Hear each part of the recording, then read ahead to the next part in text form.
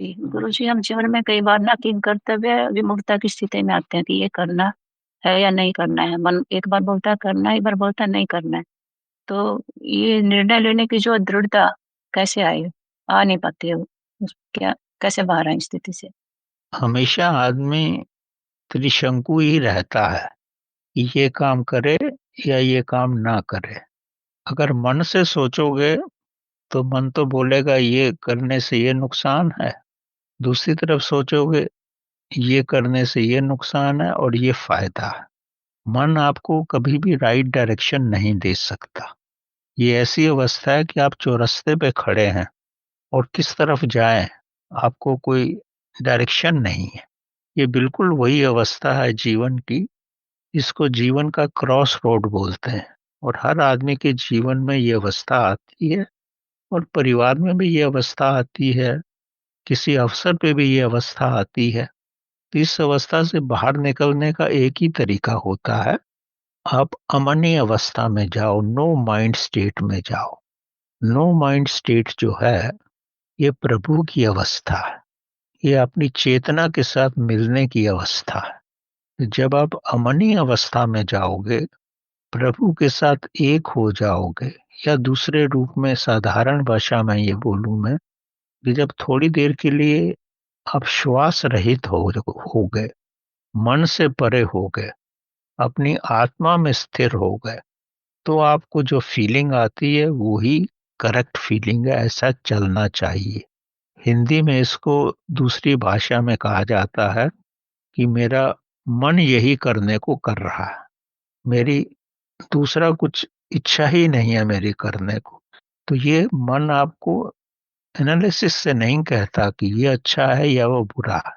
वो उसकी gut feeling होती है।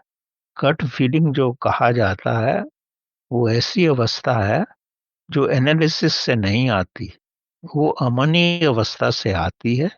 अगर गट फीलिंग को आप फॉलो करोगे, उस पे चलोगे, तो उस समय तो आपको नहीं पता लगेगा ठीक है या गलत है, लेकिन समय गुजरने के बाद आपको लगेगा कि आपने जो सोचा है गट फीलिंग से, अपने मन से ऊपर उठ करके, वो ही ठीक है। मतलब प्रभु जो आपको डायरेक्शन देगा वो आपकी गट फीलिंग से देगा, आपके अपने अपने हृदय से देगा, ना कि मन। क्योंकि जब आप पैदा होते हैं तो आपका हृदय ही रहता है। मतलब भगवान आपके हृदय के साथ है। मन तो आप समय के साथ डेवलप करते हैं, शिक्षा लेते हैं, इधर उधर जाते हैं, पढ़ाई करते हैं, वो मन है। जो हृदय है, हृदय के साथ तो आप पैदा ही होते हो। तो जब भी कोई डायरेक्शन, किसी कोई दिशा ढूंढनी हो, तो हृदय के साथ या भगवान के साथ रहकर ही ढूंढो, तो वो कभी गलत नहीं होगी। अब प्रश्न ये है, आप कितना हृदय के साथ रह सकते हो, कितना अमनी अवस्था में रह सकते हो, कितनी देर चेतना में रह सकते हो, उस पर डिपेंड करेगा ये। तो आप उस अवस्था में रहो।